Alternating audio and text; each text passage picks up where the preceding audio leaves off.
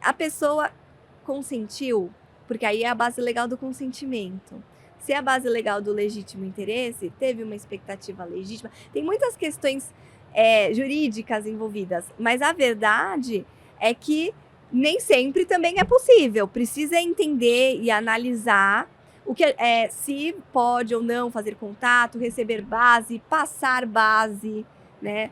Tem muitas questões importantes a serem analisadas e a gente faz esse trabalho. Que legal. A gente ajuda a corretora a entender, né, que bases que ela pode receber, que bases que ela não pode receber, que bases que ela pode ou não passar, e compartilhar. Se ela pode compartilhar, que cuidados precisa ter, né, até termos técnicos de segurança, como compartilhar uma base de forma adequada, de forma segura.